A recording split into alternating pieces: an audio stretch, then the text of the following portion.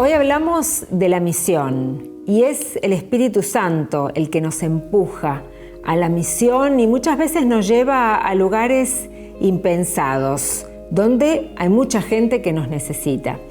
Hoy vamos a hablar con el padre Sebastián Sardo. Él es asistente eclesiástico de Obras Misionales Pontificias en los Estados Unidos y la misión lo llevó hasta Ucrania. Por eso nos conectamos con él. Hoy con el padre Jorge lo saludamos. Así que bienvenido, padre Sebastián. Gracias por estar acá con nosotros. Muchas gracias. Sebastián, una alegría tenerte con nosotros. A ver, ¿qué nos cuentas de tu viaje a Ucrania? Eso queremos preguntarte, ¿no? Bueno, primero decir que el padre Sebastián es argentino, es tucumano, ya todavía no nos dimos cuenta que eras tucumano, sí que hablabas español. Y bueno, contarnos eso, cómo estás formando parte de las Obras Misionales Pontificias y cómo llegaste a Ucrania. Bueno, yo llegué a las Obras Misionales Pontificias porque cuando estuve estudiando en Roma, vine a hacer un internship en Estados Unidos y después que terminé el internship, a quien fue mi jefe en ese momento lo nombran director nacional de las Obras Misionales Pontificias y me invita a trabajar aquí. Ese es el camino de la providencia por el cual yo llego a trabajar en esta oficina. Y bueno, Ucrania fue un poco parte de nuestra tarea misionera, porque siempre desde nuestra oficina intentamos colaborar con distintas obras, ¿no? Ustedes saben que la iglesia en Estados Unidos se ha formado gracias a la colaboración de los católicos franceses en aquel momento y al trabajo de las Obras Misionales Pontificias.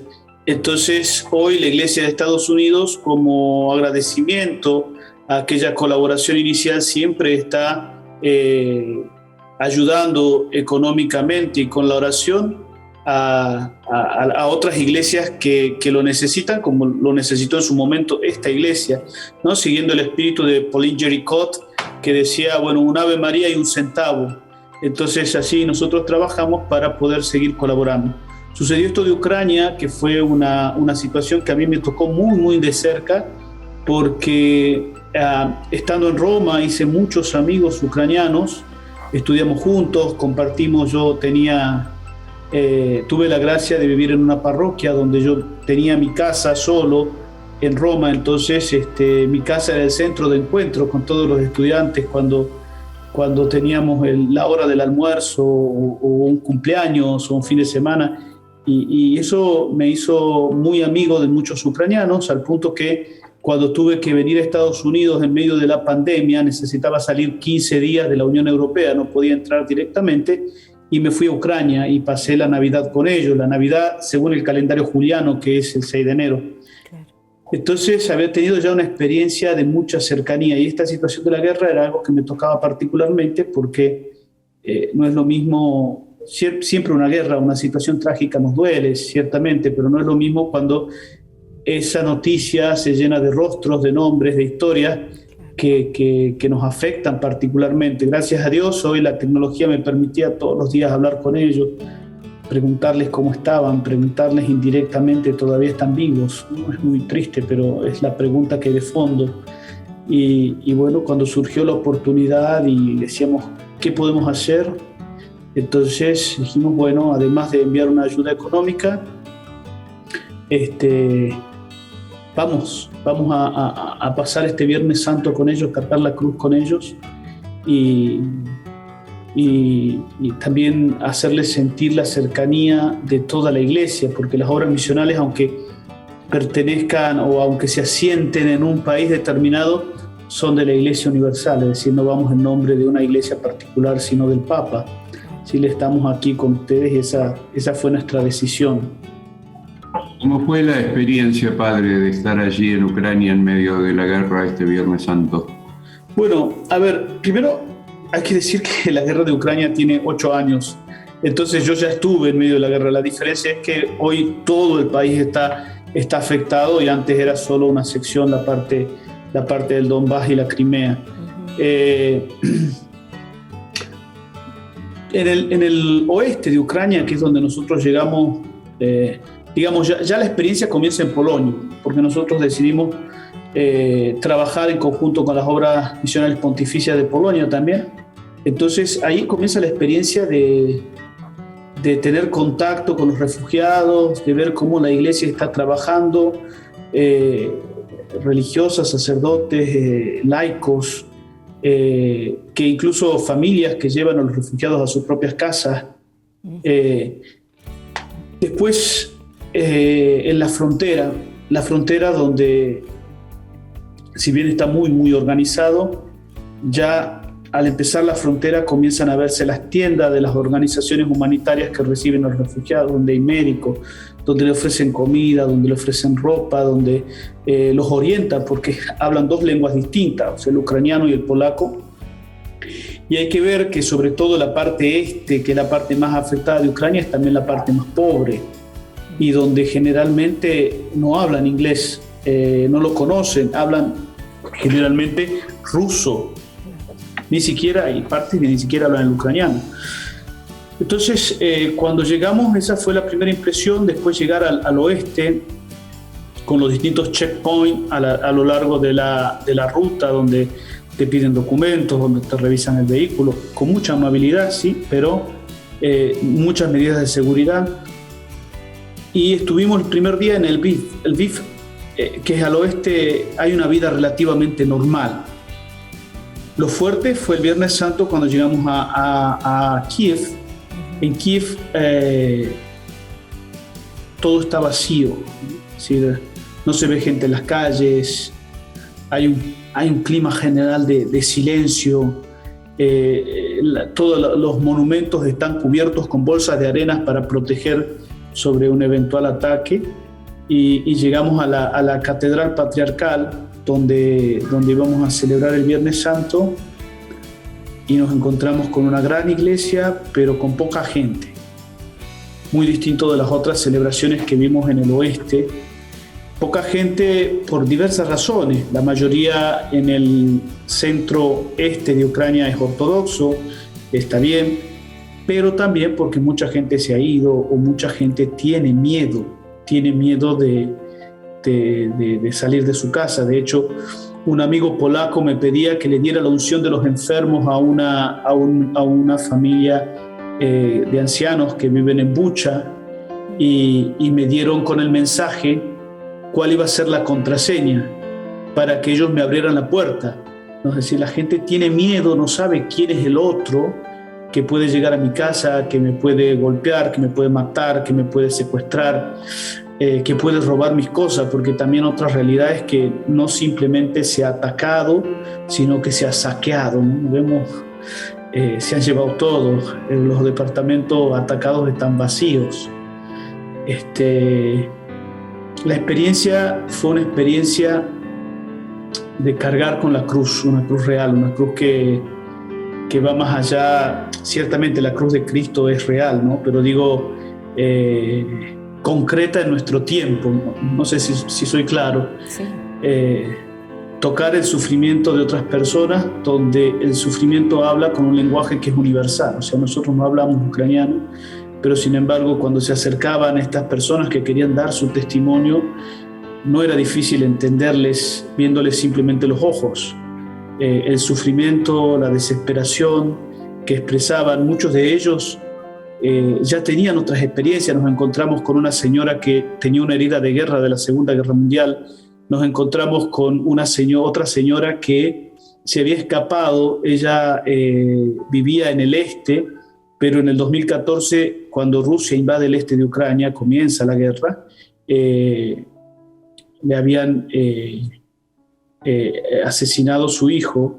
Por lo tanto, ella había escapado a una ciudad, Gostomel, más cerca de la capital, para sentirse más segura, y ahora de nuevo llegaron los rusos, tomaron su barrio, y a ella con otras personas que vivían ahí las habían tenido encerradas varios días en un subsuelo, sin baño, sin agua, sin comida. Entonces son historias que de verdad tocan el corazón, hieren el corazón, pero a pesar de todo ese sufrimiento, digo, lo más sorprendente de este Viernes Santo era que la gente no había perdido su confianza en el Señor. Es verdad, no iban, tenían miedo de ir a la iglesia, pero no habían perdido su amor y su confianza en el Señor, de pedirnos la bendición, de darnos gracias porque estábamos ahí, de sentir que nuestra presencia sacerdotal era mucho más que una presencia humanitaria, ¿no? Sino que era como un signo de Dios, de la cercanía de Dios para con ellos, y eso la verdad que a nosotros nos conmovía, nos emocionaba mucho, ¿no?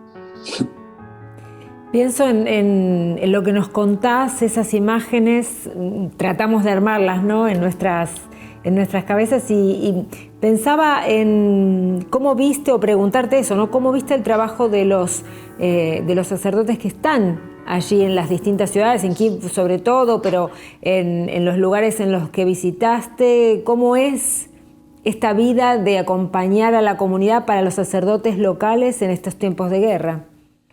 Bueno, mira, los sacerdotes tienen un papel fundamental allí. Primero hay que entender que muchos de los sacerdotes son casados, ¿no? De hecho, a excepción de unos monjes que son amigos míos, mis otros amigos son sacerdotes casados. Entonces, muchos de ellos están con la familia ahí, y otros han mandado su familia a otro país donde está más seguro, porque pueden salir solo las mujeres y los niños. Pero hay un compromiso del sacerdote que implica mucho más que el nuestro. Digamos, yo soy un hombre solo, yo tomo mis decisiones, pero cuando hay una familia, hay hijos, hay responsabilidades con otras personas directamente, la cosa es mucho más complicada, ¿no? Ellos, sin embargo, se han quedado trabajando, algunos han podido mandar a sus esposas, otros han decidido quedarse en esos lugares. Y los sacerdotes no solamente cumplen una función espiritual, que es muy fuerte y es muy necesaria, sino también una función de liderazgo social, donde están coordinando toda la ayuda humanitaria. De hecho, nuestra ayuda se canaliza a través del exarcado ucraniano en Italia, en Roma, y a través de la Iglesia greco-católica en